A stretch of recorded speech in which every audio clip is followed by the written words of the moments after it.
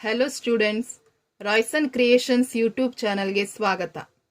ಕರ್ನಾಟಕ ಪ್ರೌಢ ಶಿಕ್ಷಣ ಪರೀಕ್ಷಾ ಮಂಡಳಿಯವರು ಬಿಡುಗಡೆ ಮಾಡಿರುವ 2020-21ನೇ ಸಾಲಿನ ಗಣಿತ ವಿಷಯದ ಮಾದರಿ ಪ್ರಶ್ನೆ ಪತ್ರಿಕೆ 2ರ 3 ಮತ್ತು 4 ಅಂಕಗಳ ಪ್ರಶ್ನೆಗಳನ್ನು ಅವುಗಳ ಉತ್ತರದೊಂದಿಗೆ ವಿಶ್ಲೇಷಿಸೋಣ.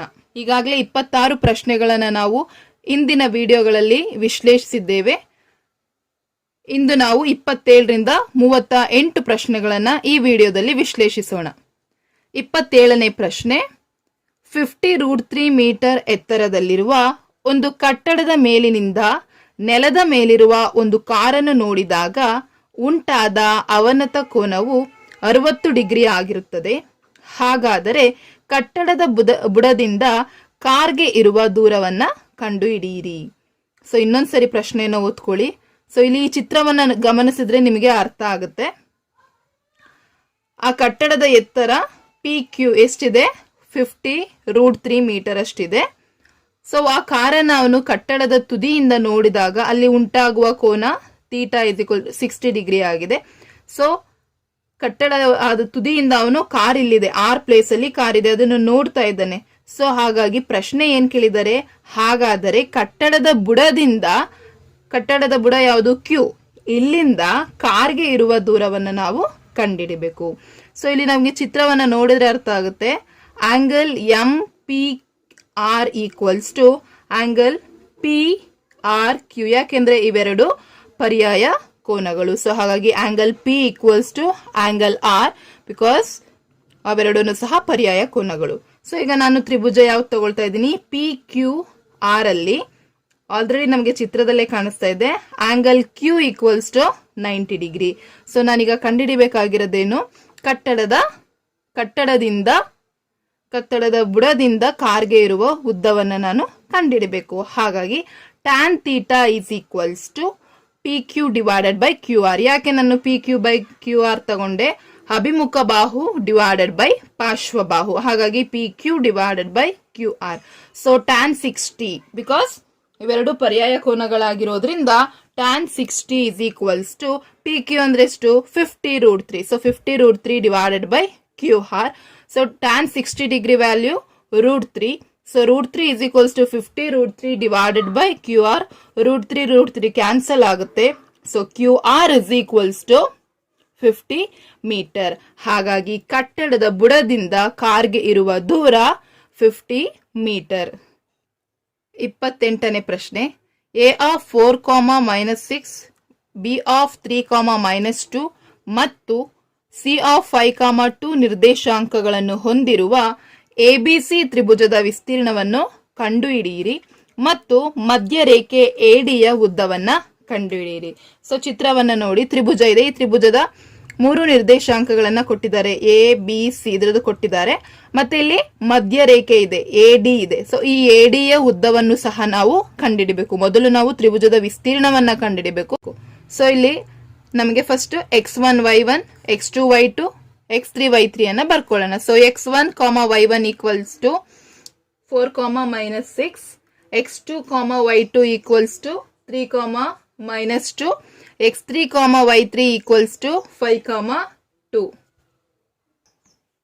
ಸೊ ತ್ರಿಭುಜದ ವಿಸ್ತೀರ್ಣ ABCಯ ವಿಸ್ತೀರ್ಣ equal to 1/2 into x1 into y2 minus y3 plus x2 into y3 minus y1 plus x3 into y1 minus y2. ಇದು ಸೂತ್ರ. ಈ ಸೂತ್ರಕ್ಕೆ ನಾವು ಇಲ್ಲಿರುವ ನಿರ್ದೇಶಾಂಕಗಳನ್ನು ನಾವು ಸಬ್ಸ್ಟಿಟ್ಯೂಟ್ ಮಾಡ್ಕೊಳ್ಳೋಣ.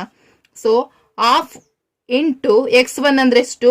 4. So 4 into y2 minus y3. y2 ಎಷ್ಟು? -2. y3 2. ಸೊ -2 ಪ್ಲಸ್ x2 ಅಂದ್ರೆ -3. ಸೊ y3 ಅಂದ್ರೆ 2, y1 ಅಂದ್ರೆ 6. ಸೊ 2 + 6 ಪ್ಲಸ್ x3 ಅಂದ್ರೆ 5 ಇಂಟು y1 ಅಂದ್ರೆ -6, y2 ಅಂದ್ರೆ -2. So minus into minus plus ಆಗುತ್ತೆ. ಹಾಗಾಗಿ -6 + 2.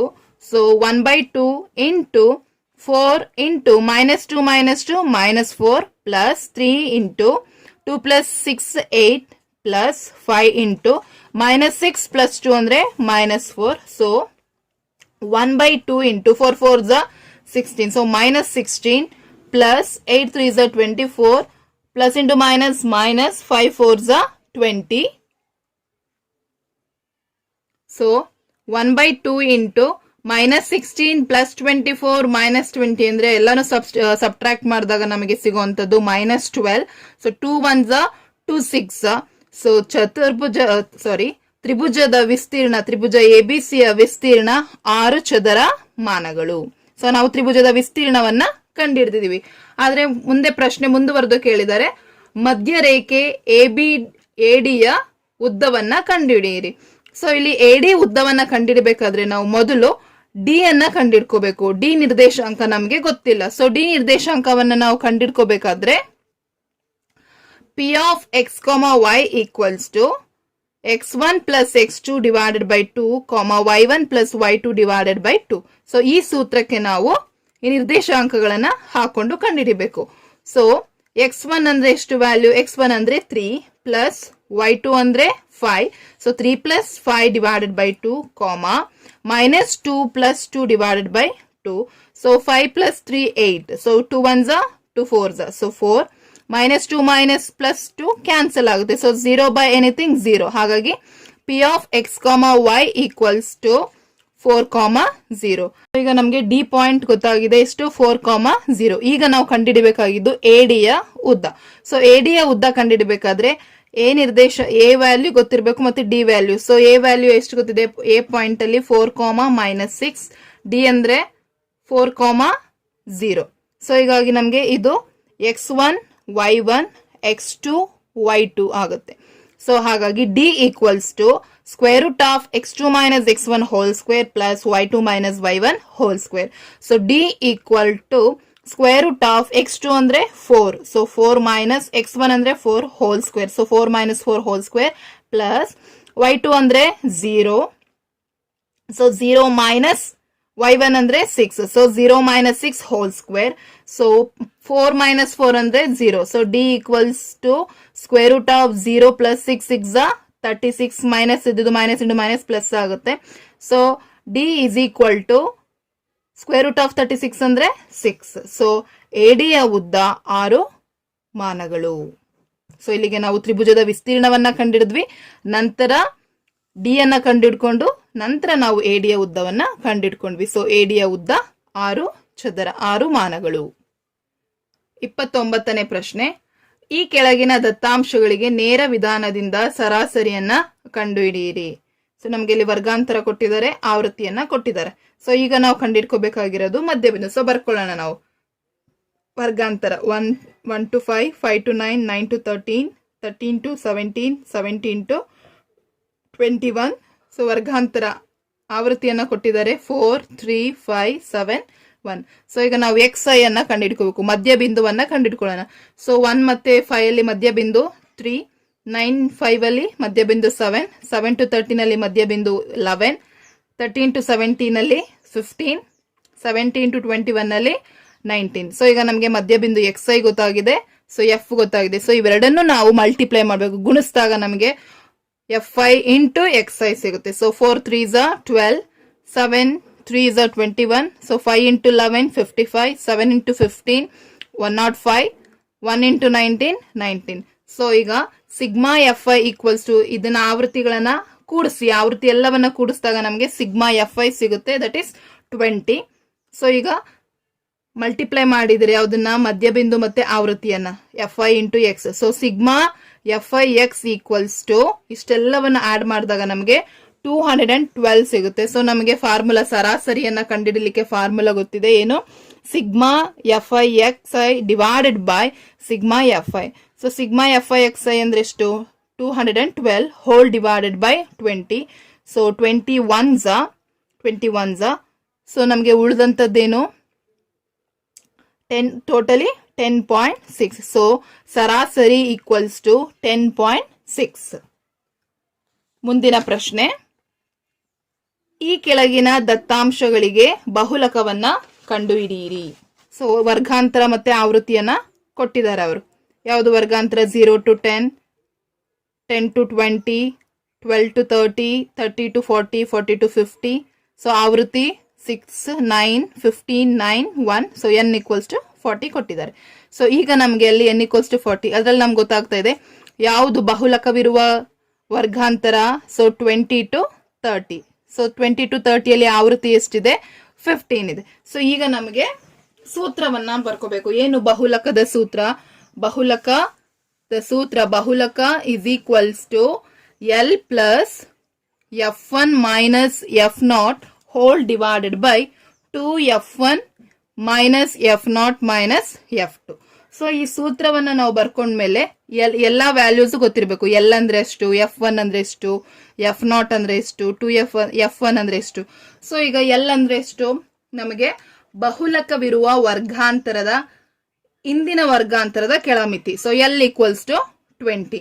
ಸೊ F0 ಅಂದ್ರೆ ಯಾವುದು? F0 ಅಂದ್ರೆ ಬಹುಲಕವಿರುವ ವರ್ಗಾಂತರದ ಇಂದಿನ ಆವೃತ್ತಿ. ಎಷ್ಟಿದೆ ಇಂದಿನ ಆವೃತ್ತಿಯಲ್ಲಿ? 9 ಇದೆ.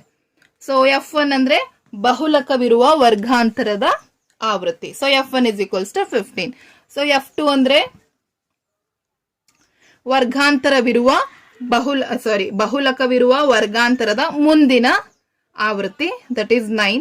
So H is equals to 10. ಅಂದ್ರೆ ವರ್ಗಾಂತರದ ಗಾತ್ರ ಎಷ್ಟಿದೆ? 10 ಇದೆ. ಸೊ ಇಷ್ಟು ವ್ಯಾಲ್ಯೂಸ್ ಗಳನ್ನ ನಾವು ಸೂತ್ರಕ್ಕೆ ಹಾಕೋಣ. ಸೊ L ಅಂದ್ರೆ 20, 20 plus 15 minus 9 hole divided by 2 into 15 minus 9 into 10. So 15 minus 10 9 ಮಾಡಿದ್ರೆ 6 ಆಗುತ್ತೆ. So 15 2s are 30. So 30 minus 18 12.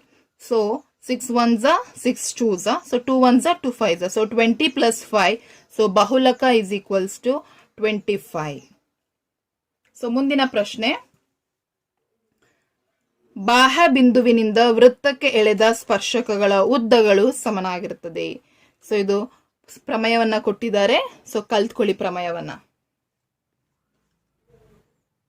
31ನೇ ಪ್ರಶ್ನೆ, ಒಂದು ಶಂಕುವಿನ ಭಿನ್ನಕದ ಓರೆ ಎತ್ತರವು 4 ಸೆಂಟಿಮೀಟರ್ ಮತ್ತು ಅದರ ವೃತ್ತಾಕಾರದ ಪಾದಗಳ ಸುತ್ತಳತೆಗಳು 18 ಸೆಂಟಿಮೀಟರ್ ಮತ್ತು 6 ಸೆಂಟಿಮೀಟರ್ ಆಗಿವೆ.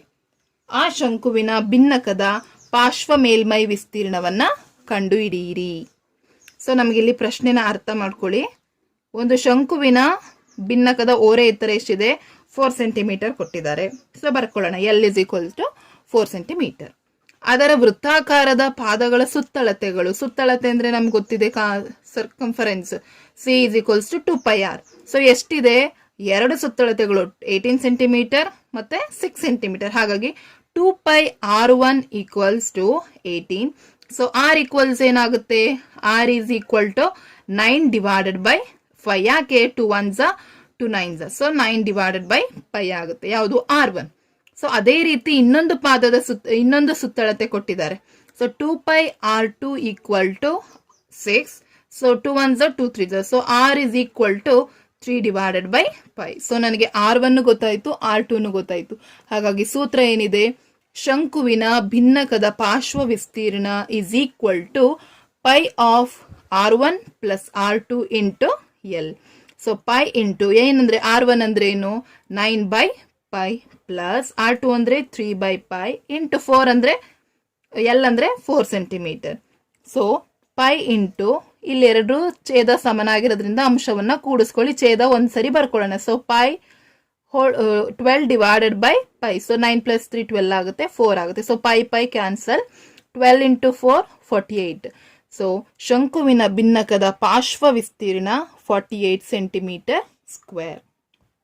ಸೊ ನಮ್ಗೆ ಈ ಪ್ರಶ್ನೆಯಲ್ಲಿ ಆಪ್ಷನ್ ಕೊಟ್ಟಿದ್ದಾರೆ. ಈ ಪ್ರಶ್ನೆನಾದ್ರೂ ಅಟೆಂಡ್ ಮಾಡಬಹುದು ಅಥವಾ ಮುಂದಿನ ಪ್ರಶ್ನೆ ಏನ್ ಕೊಟ್ಟಿದ್ದಾರೆ? ಒಂದು ಸಿಲಿಂಡರಿನ ಪಾದದ ಪರಿಧಿಯು 132 ಸೆಂಟಿಮೀಟರ್ ಮತ್ತು ಎತ್ತರ 25 ಸೆಂಟಿಮೀಟರ್ ಆದಾಗ ಸಿಲಿಂಡರಿನ ಘನಫಲವನ್ನ ಕಂಡುಹಿಡಿಯಿರಿ.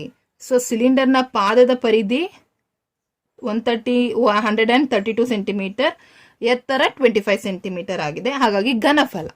ಸೊ ಇಲ್ಲಿ ನಮಗೆ ಲೆಂತ್ ಅನ್ನ ಕೊಟ್ಟಿದ್ದಾರೆ. ಏನು length equal to 25 centimetre. So ಪರಿಧಿ ಕೊಟ್ಟಿದ್ದಾರೆ. ಸಿಲಿಂಡರಿನ ಪಾದದ ಪರಿಧಿ ಎಷ್ಟಿದೆ? 2πr. So 2πr equals to 132. So R is equal to 132 divided by 2π. So 2 1s are 66. So r equals to 66 divided by pi. So ನಮ್ಗೆ ಇಲ್ಲೇನು ಸಿಕ್ತು, r ವ್ಯಾಲ್ಯೂ ಸಿಕ್ಕಿದೆ. ಸೊ ಈಗ ನಮಗೆ r ವ್ಯಾಲ್ಯೂ ಸಿಕ್ಕಿದೆ ಮತ್ತೆ ಎಲ್ ವ್ಯಾಲ್ಯೂನು ಸಿಕ್ಕಿದೆ. ಸೊ ಸಿಲಿಂಡರಿನ ಘನಫಲ is equal to pi R square H. So pi into R ಅಂದ್ರೆ ಏನು, 66 ಡಿವೈಡೆಡ್ ಬೈ ಪೈ. ಯಾಕೆಂದ್ರೆ ಆರ್ ವ್ಯಾಲ್ಯೂ ನಾವು ಕಂಡಿಡ್ಕೊಂಡಿದ್ದೀವಿ. 66 divided by pi into 66 divided by pi. H 25 centimetre height ಇದೆ. ಸೊ 25 ಬರ್ಕೊಳ್ಳೋಣ. 1 pi get cancel. So 66 into 66 into 25 into pi ಹಾಗೆ ಇದೆ. So ಅದನ್ನ 1 ಬೈ ಪೈ ಅಂತ ಬರ್ಕೊಂಡೆ. So 66 into 66 into 25. So pi denominator ಅಲ್ಲಿ ಇರೋದ್ರಿಂದ ಅದನ್ನ ನಾನು ರೆಸಿಪ್ರೊಕಲ್ ತಗೊಂಡಾಗ ಏನಾಗುತ್ತೆ, 7 ಡಿವೈಡೆಡ್ ಬೈ 21 ಆಗುತ್ತೆ. So 22 1s 22 3s. ಸೊ ಉಳ್ಕೊಂಡಿದ್ದೇನು, 3 ಇಂಟು 6 ಇಂಟು 25 ಇಂಟು 7. ಸೊ ಇಷ್ಟೆಲ್ಲವನ್ನು ನಾವು ಗುಣಿಸಿದಾಗ ನಮಗೆ ಸಿಗುವಂಥದ್ದು 34,650 ಸೆಂಟಿಮೀಟರ್ ಕ್ಯೂಬ್. ಹಾಗಾಗಿ ಸಿಲಿಂಡರಿನ ಘನಫಲ 34,650 ಸೆಂಟಿಮೀಟರ್ ಕ್ಯೂಬ್. 32 ಕ್ವಶನ್. ಈ ಕೆಳಗಿನ ಕೋಷ್ಟಕದಲ್ಲಿ ನೀಡಲಾದ ದತ್ತಾಂಶಗಳಿಗೆ ಕಡಿಮೆ ವಿಧಾನದ ಓಜಿವನ್ನ ರಚಿಸಿ. ಸೊ ನಾವೀಗ ಓಜಿವನ್ನ ರಚಿಸಬೇಕು. ಸೊ ಬರ್ಕೊಳ್ಳೋಣ. ಕೇಳಿರೋದೇನು, ಕಡಿಮೆ ವಿಧಾನದ. ಸೊ ನಮಗೆ ಕಡಿಮೆ ವಿಧಾನದ. ಸೊ ಹಾಗಾಗಿ 10ಗಿಂತ, ಸೊ ವರ್ಗಾಂತರ ಮತ್ತೆ ಆವೃತ್ತಿ ಬರ್ಕೊಂಡಿದ್ದೀನಿ. Less than 10, less than 20, less than 30, 40, 50. So ಇಲ್ಲಿ ನಮಗೆ ವ್ಯಾಲ್ಯೂಸ್ ಇದೆ. ಸೊ ಡೈರೆಕ್ಟ್ ಆಗಿ ಇದನ್ನ ನಾವು ಓಜಿವಲ್ಲಿ ಗ್ರಾಫಿಗೆ ಹಾಕೋಣ. ಸೊ ಗ್ರಾಫ್ ರಚನೆ ತುಂಬಾ ಈಸಿ. ಓಜಿವ್ ರಚನೆ ಮಾಡೋದಂತೂ ತುಂಬಾನೇ ಈಸಿ. ಸೊ ನೀಟಾಗಿ ಕಲ್ತ್ಕೊಳ್ಳಿ. ಸೊ ಈಗ ನಾನಿಲ್ಲಿ ಗ್ರಾಫ್ ಅನ್ನ ತಗೊಂಡಿದ್ದೀನಿ. ಎಕ್ಸ್ ಅಕ್ಷ, ವೈ ಅಕ್ಷ. ಅಳತೆ ನನಗೆ ವೆರಿ ಇಂಪಾರ್ಟೆಂಟ್. ಸೊ ಅಳತೆ ಬರೀರಿ, ಯಾಕೆಂದ್ರೆ ನಿಮ್ಮ ಮೆಥಡಿಗೆನೆ ಮಾರ್ಕ್ಸ್. ಅಳತೆ ಬರೆದ್ರೆ ಹಾಫ್ ಮಾರ್ಕ್ಸ್, ಏನೂ ಬರ್ದಿಲ್ಲ ಅಳತೆ ಬರೆದ್ರೆ ನಿಮಗೆ ಹಾಫ್ ಮಾರ್ಕ್ಸ್ ಅಂತೂ ಸಿಕ್ಕೇ ಸಿಗುತ್ತೆ. ಸೊ ಅಳತೆ ಏನಿದೆ, ಎಕ್ಸ್ ಅಕ್ಷದಲ್ಲಿ 1 ಸೆಂಟಿಮೀಟರ್ ಇಸ್ ಈಕ್ವಲ್ಸ್ ಟು 10 ಏಕಮಾನ, ವೈ ಅಕ್ಷದಲ್ಲಿ 1 ಸೆಂಟಿಮೀಟರ್ ಇಸ್ ಈಕ್ವಲ್ಸ್ ಟು 2 ಏಕಮಾನ. ಸೊ ಈಗ ನಾನು ಬರ್ಕೊಂಡಿದ್ದೀನಿ ಏನು, ಆವೃತ್ತಿಯನ್ನ ನಾನು ವೈ ಅಕ್ಷದಲ್ಲಿ ತಗೊಂಡಿದ್ದೀನಿ, ಎಕ್ಸ್ ಅಕ್ಷದಲ್ಲಿ ವರ್ಗಾಂತರವನ್ನ ತಗೊಂಡಿದ್ದೀನಿ. ಸೊ 10, 20, 30, 40, 50. ಸೊ 10 ಅಲ್ಲಿ ಎಷ್ಟಿದೆ, 2 ಇದೆ, ಮಾರ್ಕ್ ಮಾಡ್ಕೊಳ್ಳಿ. 10, 2. 20 ಅಲ್ಲಿ 20, 14. 30 ಅಲ್ಲಿ 30, 16 ಮಾರ್ಕ್ ಮಾಡ್ಕೊಳ್ಳಿ. ನೆಕ್ಸ್ಟ್ 40 ಅಲ್ಲಿ 40, 20.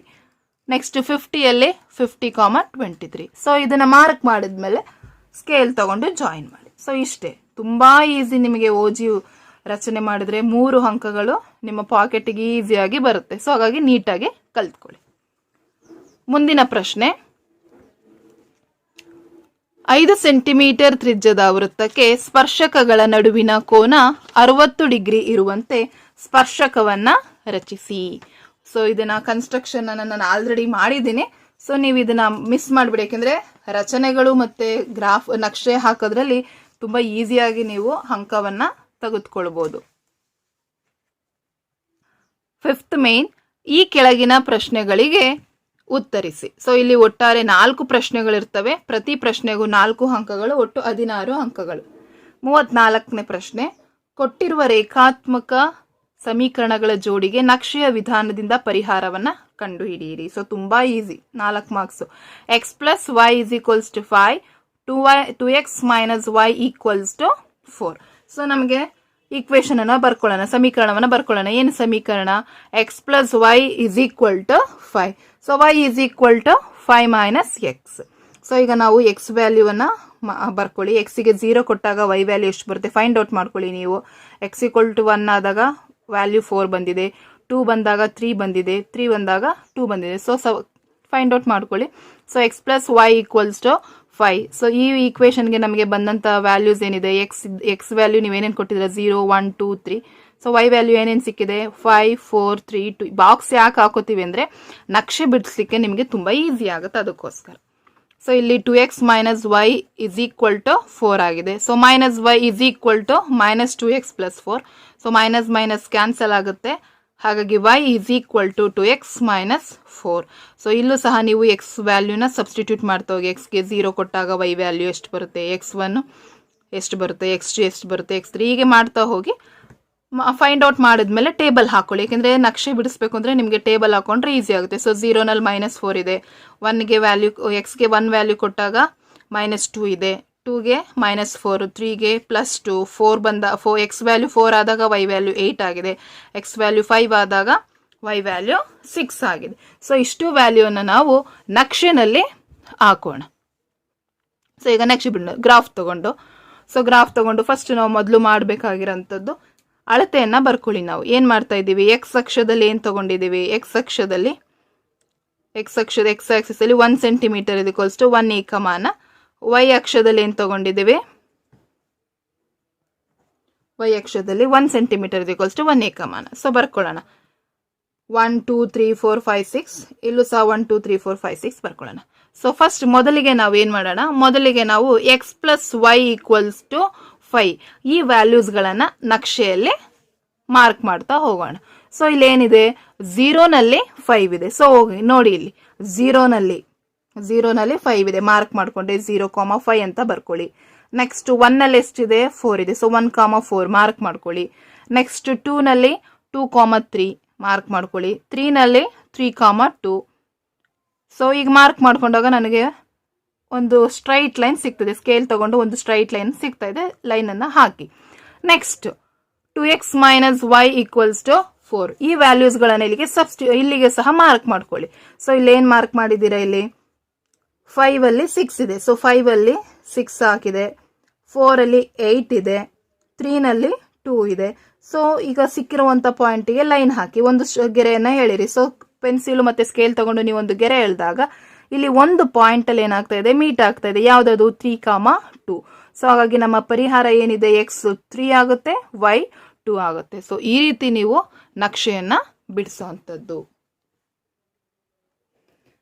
35ನೇ ಪ್ರಶ್ನೆ, ಒಂದು ಸಮಾಂತರ ಶ್ರೇಣಿಯಲ್ಲಿ 3ನೆಯ ಪದವು 8 ಆಗಿದೆ, 9ನೆಯ ಪದವು 3ನೇ ಪದದ 3ರಷ್ಟಕ್ಕಿಂತ 2 ಅಧಿಕವಾಗಿದ್ದರೆ ಆ ಶ್ರೇಣಿಯ ಮೊದಲ 19 ಪದಗಳ ಮೊತ್ತವನ್ನು ಕಂಡುಹಿಡಿಯಿರಿ.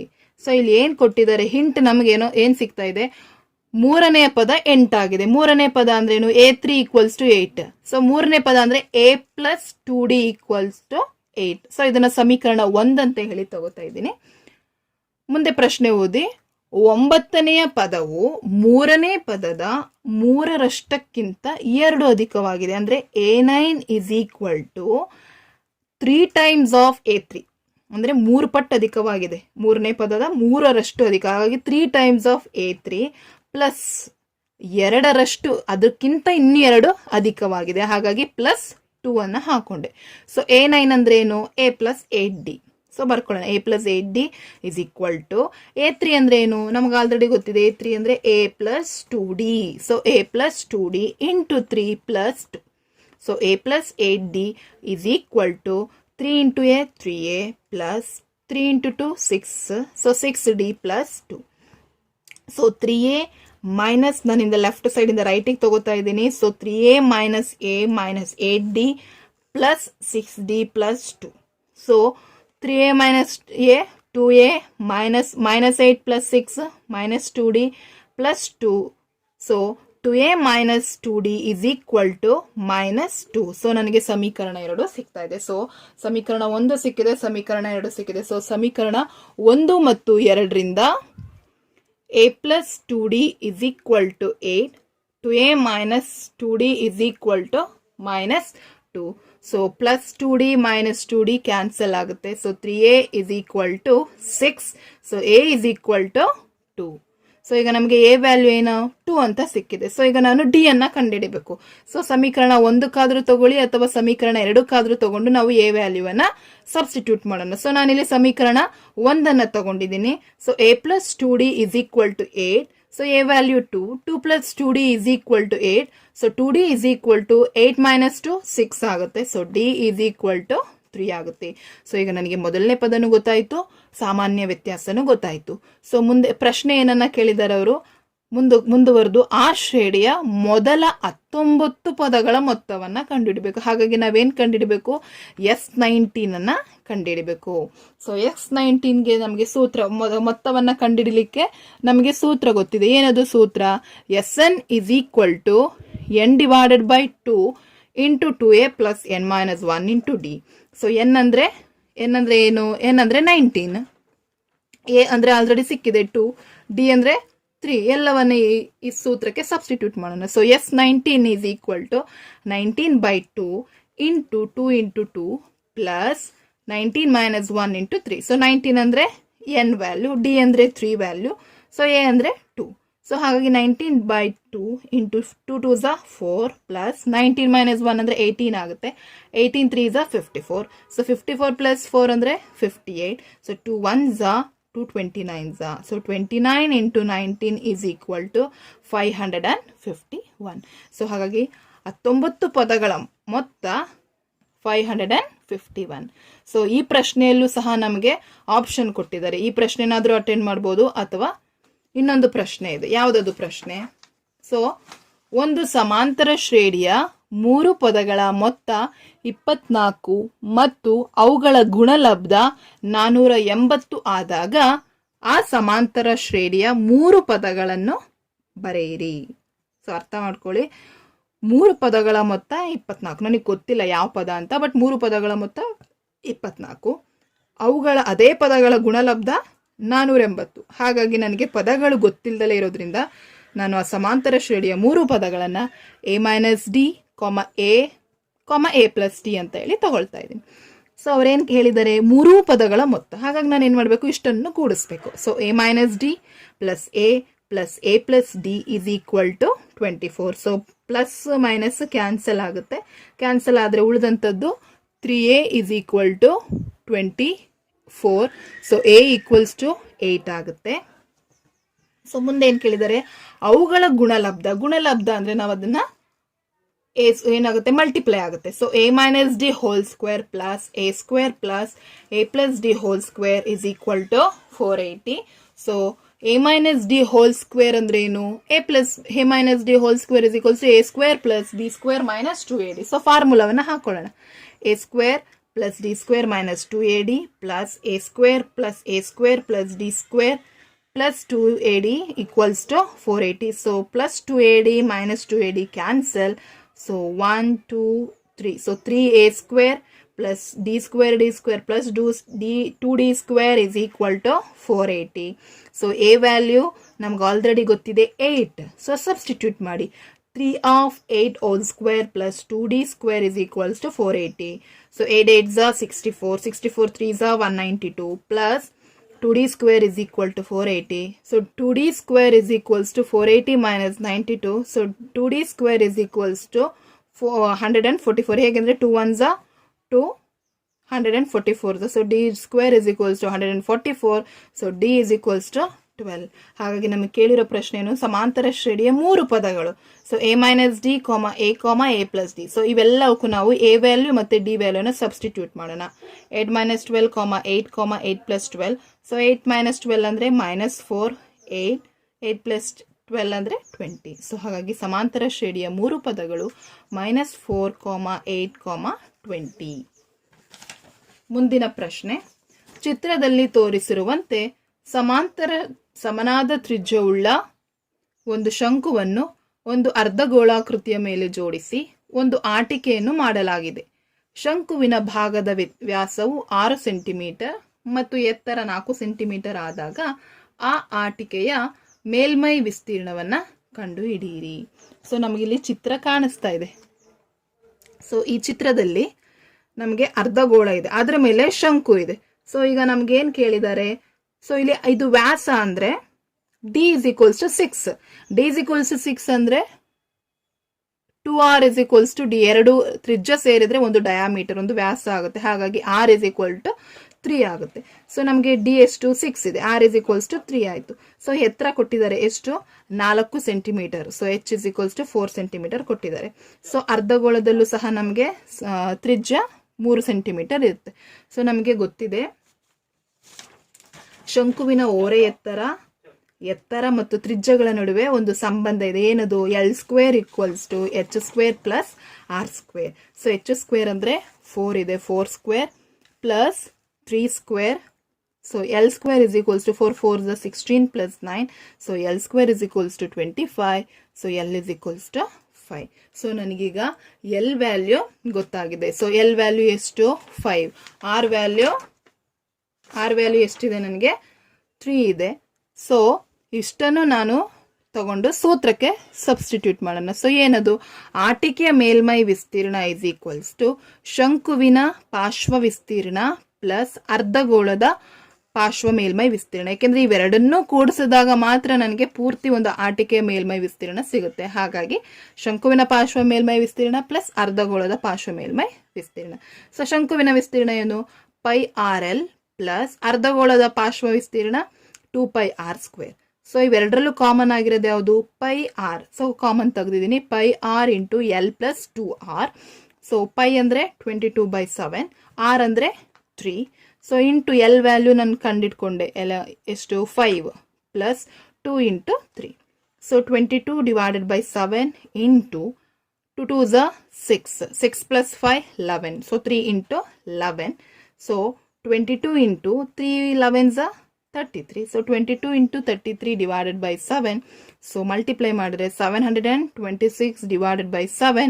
ಸೊ ಡಿವೈಡ್ ಮಾಡಿದಾಗ ನನಗೆ ಸಿಗೋ ಆನ್ಸರ್ ಎಷ್ಟು? 103.71 ಸೆಂಟಿಮೀಟರ್ ಸ್ಕ್ವೇರ್. ಹಾಗಾಗಿ ಆಟಿಕೆಯ ಮೇಲ್ಮೈ ವಿಸ್ತೀರ್ಣ 103.71 ಸೆಂಟಿಮೀಟರ್ ಸ್ಕ್ವೇರ್. ಸೊ ಮುಂದಿನ ಪ್ರಶ್ನೆ 37ನೇ ಪ್ರಶ್ನೆ.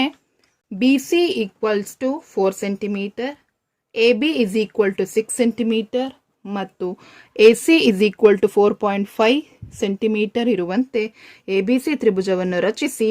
ಈ ತ್ರಿಭುಜಕ್ಕೆ ಸಮರೂಪವಾಗಿರುವ ಮತ್ತೊಂದು ತ್ರಿಭುಜವನ್ನು ತ್ರಿಭುಜ ABCಯ ಅನುರೂಪ ಬಾಹುಗಳಿಗೆ 2/3 ಅಷ್ಟಿರುವಂತೆ ರಚಿಸಿ. ಸೊ ರಚನೆಯನ್ನು ಕಲ್ತ್ಕೊಳ್ಳಿ. ನಿಮಗೆ ಆಲ್ರೆಡಿ ರಚನೆಯನ್ನು ಬಿಡಿಸಿ ನಾನು ತೋರಿಸ್ತಾ ಇದ್ದೀನಿ.